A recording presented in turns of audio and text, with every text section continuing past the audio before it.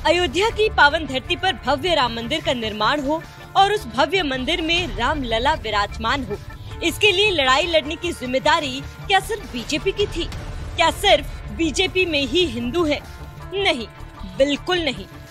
लेकिन इसके बावजूद बात जब राम मंदिर आंदोलन की हो तो बीजेपी ने न सिर्फ इस आंदोलन में बढ़ चढ़ कर हिस्सा लिया, अपने हर चुनावी घोषणा पत्र में राम मंदिर निर्माण के एजेंडे को भी गर्व से शामिल किया।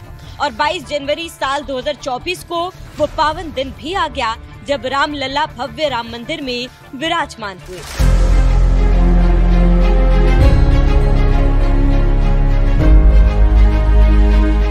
ये बात पूरा देश जानता है कि मोदी और योगी राज में अयोध्या में भव्य राम मंदिर बनकर तैयार हुआ। और आज जब बीजेपी टंकी की चोट पर बिहार में राम मंदिर का जिक्र कर रही है तो सबसे ज्यादा तकलीफ लगता है लालू यादव और तेजस्वी यादव की पार्टी आरजेडी को हो रही है।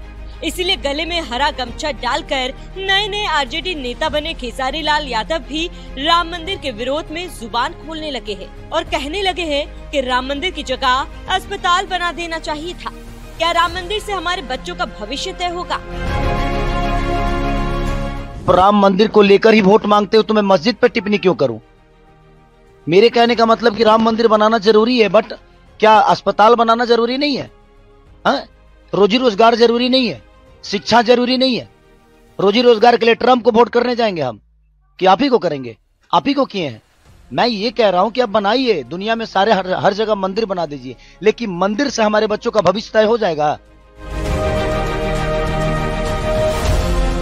राम मंदिर निर्माण पर सवाल उठा रहे खेसारी लाल यादव को लगता है कि मंदिर बनने से बच्चों का भविष्य तय नहीं होगा, लेकिन बिहार में तेजस्वी सरकार बनने पर जरूर बच्चों का भविष्य तय हो जाएगा, जिसका एक ट्रेलर उस वक्त देखने को मिला जब जिला समस्तीपुर के मोइनुद्दीन नगर विधानसभा क्षेत्र में आरजेडी के मंच से एक बच्चे ने कहा, बनने दो तेजस्वी भैया को मुख्यमंत्री, तब हम कट्टा लेकर घूमेंगे तो लोग हमें रंगदार कहेंगे।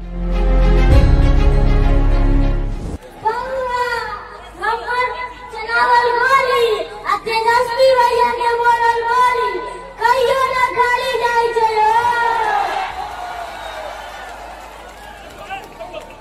के छौरी के लठिया लेके घुमाची के काजी गवार दे बने नहीं सीएम तेजस्वी भैया के कट्टा लेके घूमो ना तो कहियो रंगदार।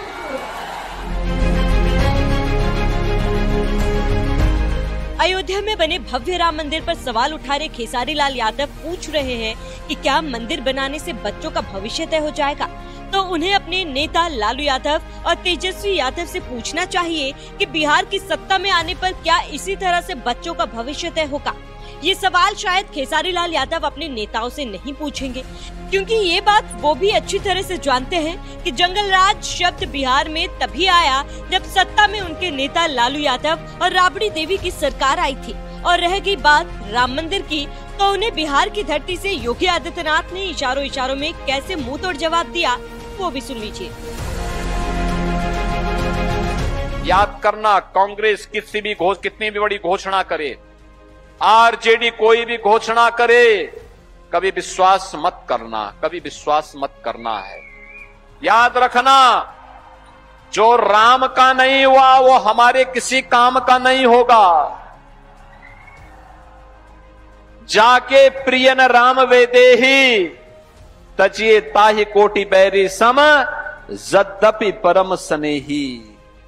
याद रखना, जो राम द्रोही है वो हमारा भी विरोधी है।